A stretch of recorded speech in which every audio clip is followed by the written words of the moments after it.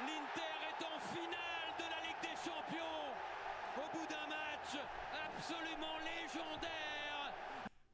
Les gars, qu'est-ce qu'on a vécu ce soir là? Salam le monde, c'est Hakim Babousi, j'espère que vous allez bien. Les amis, on se retrouve pour débriefer de cette demi-finale légendaire. Oui, cette demi-finale est déjà rentrée dans la légende. Les gars, l'Inter de Milan qui a gagné ce soir 4 buts à 3 face au Barça et qui dans la totalité a même remporté cette double confrontation sur le score de 7 buts à 6.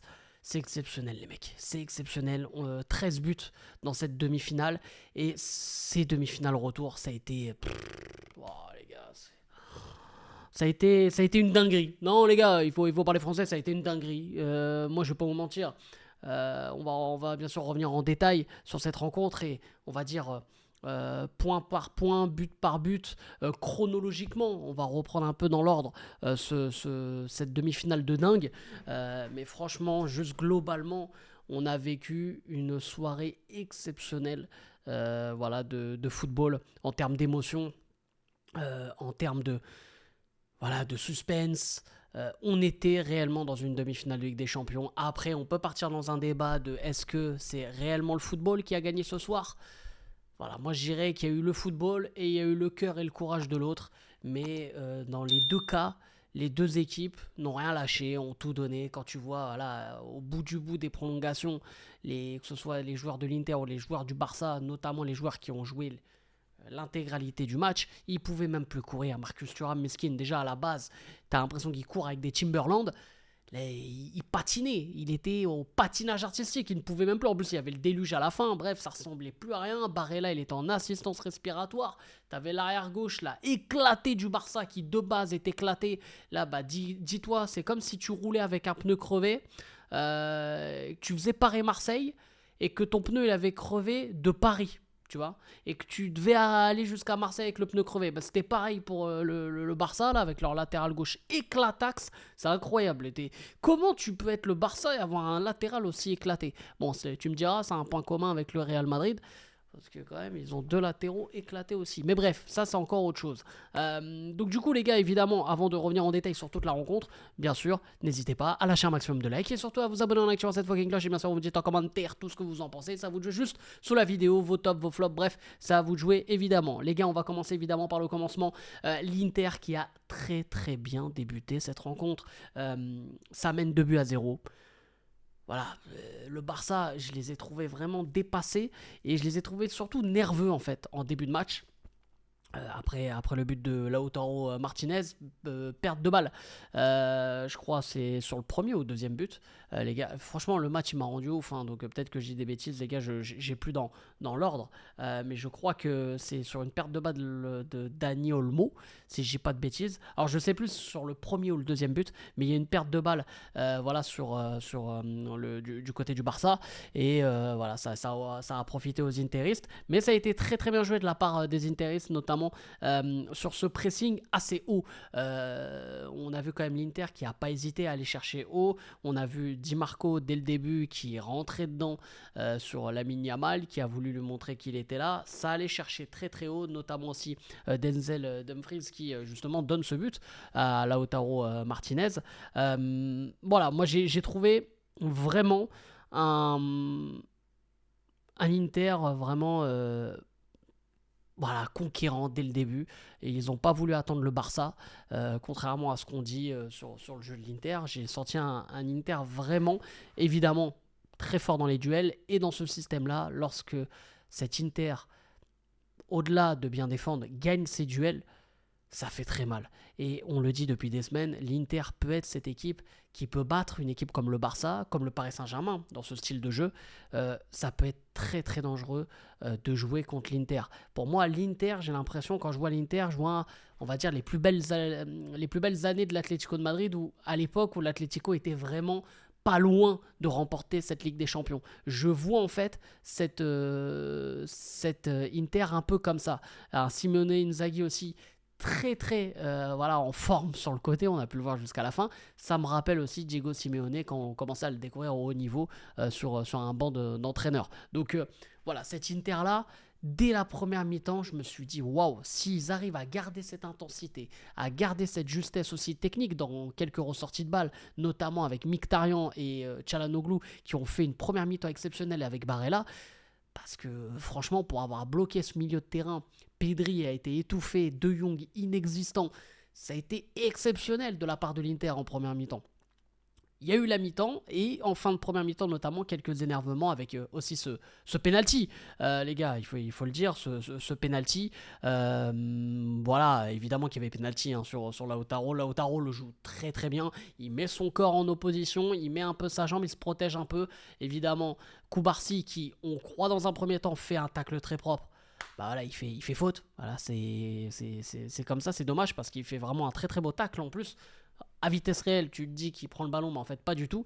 Et ce qui est un peu regrettable pour le Barça, c'est d'avoir vraiment pété les plombs en fin de première mi-temps. On les a sentis très nerveux. Çalhanoğlu qui transforme ce penalty.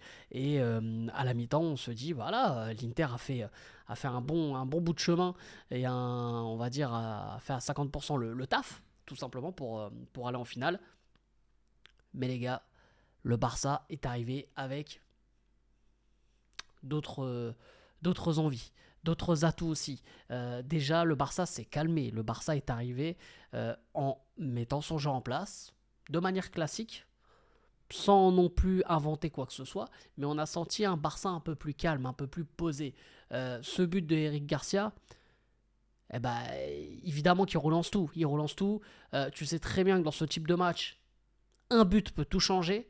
Même s'il y a 3-0, un 3-1, ça peut te relancer. Là, il y avait, entre guillemets, il n'y avait que 2-0. Tu mettais ce 2-1, mais tu étais sûr de rentrer dans la tête des interistes. Et on l'a senti direct. L'Inter n'arrivait plus à sortir le ballon. Ce que je disais par rapport à la première mi-temps, le milieu de terrain qui était le point fort de l'Inter a pris l'eau complètement. Ils ont été complètement dépassés, que ce soit tactiquement, techniquement, ils étaient complètement à la rue. Lors de cette deuxième mi-temps, voilà, en l'espace de 6 minutes, un but de Eric Garcia et un but de Dani Olmo. La défense a été même complètement dépassée. La base défensive n'y était plus. On hésitait à aller chercher haut ou à rester un peu en bas. Il y avait trop d'écart entre les lignes. En fait, c'était complètement désorganisé. Et avec, évidemment, les émotions, etc., tu te sens un peu dépassé. Donc, il y a ce 2-2. Le Barça arrive à mettre le doute, évidemment, dans la tête des interistes. À un moment donné, on croit même qu'il y a un penalty obtenu par Lamine Yamal avec une grosse perte de balle à la base de la part des interistes. Et c'est Mkhitaryan, je crois, qui essaye de couper l'action. Et au final, grâce à la VAR, c'est coup franc et pas penalty. Donc après, le coup franc ne donne pas grand-chose. Mais à la 87e, on se dit, ça y est, le dénouement final. Ce but de Rafinha, qui sort aussi de nulle part, même si on sentait que le Barça était au-dessus de l'Inter dans cette deuxième mi-temps. On le sentait. On sentait que c'était le football qui était en train de revivre et qui était en train de gagner. Voilà, pourtant je ne suis pas du tout un fan du Barça. Vous savez, en tant que Parisien, voilà, on a un vécu avec le Barça, t'as capté. Mais tu te dis non, le Barça ne peut pas ne pas aller en finale. Le Barça ne peut pas passer à côté de ces demi-finales, entre guillemets. Ils vont y aller. Et quand tu vois ce but de Rafinha, tu te dis ça y est, c'est sûr, c'est fait. Et l'Inter, je les voyais pas revenir, mais vraiment pas, hein. Je les voyais vraiment pas revenir. Mais alors là, les mecs, si on pensait que Acerbi, 37 piges, il a mis combien de buts dans sa carrière, ce mec? Attendez, je vais regarder les stats. Il a mis combien de buts dans sa carrière, ce mec? Acerbi, il a mis combien de buts? Là, cette saison, c'est son premier but, déjà. Je crois qu'il a mis son premier but. Déjà, c'est son premier but en Ligue des Champions, ça c'est sûr. Mais en gros, là, depuis, il a mis 5 buts sous les couleurs de l'Inter. Il y joue depuis 3 ans. Il a mis que 5 buts. Alors oui, c'est un défenseur central, évidemment. Acerbi, voilà, c'est pas un buteur, on le sait. Mais à quel moment tu dis qu'un Acerbi va se retrouver en neuf sur une action, entre guillemets, j'ai envie de dire entre guillemets anodine, mais Marcus Thuram fait un taf exceptionnel. Et il faut qu'on parle de cette défense catastrophique de Araujo. Déjà, moi, je comprends pas. Hein. Ah, moi, je suis pas le Barça à fond. Donc, je connais pas un peu les suivis de certains joueurs. Mais entre l'année dernière, où Araujo est passé complètement à côté de ces demi-finales contre le Paris Saint-Germain, on l'avait tous vu, avec notamment cette fameuse faute contre Barcola. Là, il rentre dans ce match, il est catastrophique. Je ne sais pas pourquoi il rentre.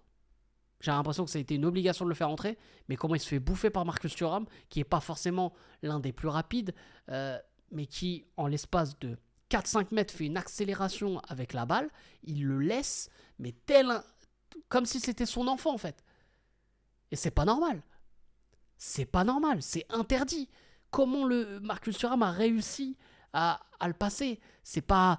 On parle pas de... Voilà, avec tout le respect que j'ai pour Marcus Thuram, qui a fait un excellent match. Mais on parle pas du Kylian Mbappé du début du PSG ou Kylian Mbappé de Monaco, où voilà, sur les premiers mètres, tu te faisais bouffer, c'était trop tard, ou encore un Lamine Yamal actuel. Non. C'est Marcus Thuram qui, avec ses Timberland et ses patins, ont réussi à mettre sur place Araujo. Donc c'est dire la forme de Araujo en ce moment. Et derrière, bah voilà, il te distribue à Serbie qui marque. Et là, tu te dis, waouh, ça y est, le match est passé dans une autre dimension. 3-3, on va aller aux prolongations. Est-ce qu'on va aller au tir au but? Est-ce que l'une des deux équipes va faire la différence dans les prolongations? Et on se dit tous dans notre tête, bah, l'Inter quand même, c'est déjà beau ce qu'ils ont fait. Mais allez, c'est bon, allez, s'il vous plaît, laissez le football gagner à un moment donné, c'est bon. Eh ben non, les amis. Le football n'a pas gagné ce soir. Comme je vous ai dit, c'est le cœur et le courage qui a gagné ce soir, les mecs. Le cœur et le courage. Et le cœur et le courage s'appellent comment? S'appelle Fratesi. Le Boug, il est rentré en cours de rencontre. Il a dû peut-être toucher 4-5 ballons. On ne l'a pas vu. Moi, je ne l'ai pas vu, Fratesi. Limite, je n'étais pas au courant qu'il était rentré. Quelle action de l'Inter, encore une fois. Quelle action. Taremi qui fait une remise exceptionnelle. Fratesi, contrôle. Pff, allez hop, salam le monde. Et encore, au début, il fait une petite feinte. Je sais pas si t'as capté. T'as capté la feinte? Il fait une petite feinte. Genre en mode, ouais, non, attends, je tire pas tout de suite. Magnifique. Mais bref. C'est une dinguerie. Franchement, c'est une dinguerie. Quand j'y repense, c'est une dinguerie. Et là, je suis en train de me dire, parce que là, j'ai un flash. L'action que j'ai parlé de Thuram, bon, je pense que vous êtes déjà en train de me bombarder en commentaire, mais je crois que l'action de Thuram, c'est sur le 4e but. Et je crois que c'est lui qui donne le ballon à Taremi. Et Taremi, parce que là, du coup, je me suis révisualisé le but. Donc, je sais plus qui donne le but à Serbie. Je crois que c'est Dumfries, alors, du coup. Je crois que c'est Dumfries. Parce que Dumfries a fait 2 passes D dans le match. Donc, oui, je suis con. C'est Dumfries, en fait. Mais bref. En tout cas, ça changerait ce que j'ai dit par rapport à Thuram et à Araujo. Mais en fin de rencontre, quand même, Dumfries aussi qui déborde sur le côté droit pour la Serbie. Mais bref. Ce but de Fratesi qui remet encore une fois, j'ai envie de dire, dans une autre dimension ce match entre l'Inter et le Barça. Fratesi carrément qui était à 2 doigts du malaise. Enfin, il était limite, il faisait un malaise, les mecs. Avec l'adrénaline, avec tout ça. Carrément, il a célébré son but et tout. Le mec, il était en coma. T'imagines, toi, t'es dans sa position. Mais tu deviens malade. T'es possédé. Mais moi, je sais même pas ce que je ferais. T'as Serbie, il a enlevé son maillot. Fratesi, carrément, il voulait escalader le stade, je crois. Il voulait sauter d'en haut du stade, je crois. Mais c'est une dinguerie. On se rend pas compte, mais c'est une dinguerie. La dose d'adrénaline que tu te mets, frérot, quand tu marques un but, non, c'est trop. Mais le football, c'est... Et pourtant, les gars, je supporte ni l'Inter, ni le Barça. Mais ce match m'a donné des frissons. En termes d'émotion, en termes de suspense, comme j'ai dit en intro, c'était exceptionnel ce qu'on a vécu ce soir. Donc voilà, ça donne l'eau à la bouche. Évidemment, ça met l'eau à la bouche, ça donne l'eau à la bouche. Bon bref, tu fais ce que tu veux. De toute façon, moi, les expressions, c'est quelque chose de fou. Mais bref, en tout cas, ça nous donne envie. Ça va être plus simple. Ça nous donne évidemment envie pour demain. Les gars, évidemment, en tant que Parisien, j'ai envie évidemment que le Paris Saint-Germain, que ce soit avec du suspense ou pas, moi je m'en fous. Il faut aller en finale. Là, c'est bon. Je crois que j'ai assez donné moi, en termes d'émotion de mon côté avec le PSG. C'est bon, va en finale, peu importe comment, on va en finale et contre l'Inter et ce sera, je pense, quelque chose de dingue aussi. Mais j'ai vraiment hâte de ces demi-finales retour face à Arsenal. Évidemment, il y aura une vidéo réaction avec le Padré, ne vous inquiétez même pas pour ça. Et voilà, mais en tout cas, ça a été un match de fou. C'est vrai qu'on n'a pas évoqué Lamine Yamal. Voilà, Lamine Yamal, il a fait ce qu'il pouvait. Mais encore une fois, le Barça, j'ai l'impression, vous me direz les gars ce que vous en pensez, hein, et j'ai envie de conclure là-dessus, j'ai l'impression que le Barça va tomber à nouveau dans une dépendance d'un certain joueur. Comme à l'époque Messi, quand tout allait bien pour Messi, ça allait bien pour le Barça évidemment, et Messi débloquait je ne sais combien de situations, Yamal a sauvé le Barça au match aller, là il n'a pas eu la réussite, pourquoi ? Parce qu'on a eu un sommaire qui était exceptionnel. Mais les jours où justement un Yamal n'aura pas cette réussite-là, je ne vois pas le Barça être conquérant ou être exceptionnel. Le Barça va à nouveau tomber dans une certaine dépendance avec ce côté collectif, oui, mais il y aura toujours ce côté, on va attendre l'éclair de génie, la lumière, l'élu. Tu vois, t'as capté? C'est un peu ça en fait, Lamine Yamal. Et j'ai ressenti ça dans la rencontre. C'est-à-dire qu'on le cherchait, on lui disait vas-y, s'il te plaît, fais-nous quelque chose, tu es le Messi, vas-y, fais quelque chose quoi. Donne-nous cette finale de Ligue des Champions. Et à un moment donné, un gamin de 17 ans reste un gamin de 17 ans. Et puis même s'il est plus âgé, à un moment donné, le gars il va pas tout le temps te débloquer la situation. Non, il faut compter aussi sur un collectif. Et c'est peut-être là la différence entre le Barça et le Paris Saint-Germain, du moins cette saison. Parce qu'au Paris Saint-Germain, oui, on a un Dembélé en feu, mais si Dembélé est moins bien, je pense qu'on peut compter sur d'autres joueurs qui peuvent aussi briller ce soir-là. Donc c'était aussi ce que je voulais ajouter, mais j'enlève rien, évidemment, aux qualités exceptionnelles de Lamine Yamal. Ce qui fait, voilà, je suis pas sur la culture de l'instant où je me dis Lamine Yamal n'a pas été exceptionnel, donc surcoté ou je sais pas quoi. Non. Lamine Yamal, meilleur joueur du monde actuel. Vous pouvez me dire ce que vous voulez. Lamine Yamal, c'est trop ce gamin. Mais il est tombé sur un Yann Sommer qui a été touché par la grâce. Des arrêts, mais t'en pètes ta tête. C'est une dinguerie. Mais ce gardien-là est exceptionnel. Mais bref. Voilà, je n'en dirai pas plus. Sur ce, les amis, évidemment, n'hésitez pas à lâcher un maximum de likes, comme d'habitude, et à vous abonner en activant cette fucking cloche. Et bien sûr, vous me dites en commentaire tout ce que vous en pensez. Ça vous jouez juste sur la vidéo. Sur ce, c'était Hakim Pas Possible. Je vous aime, je vous laisse. Et bien sûr, les frérots, dis-moi Maghreb, ici c'est Paris, et allez le foot.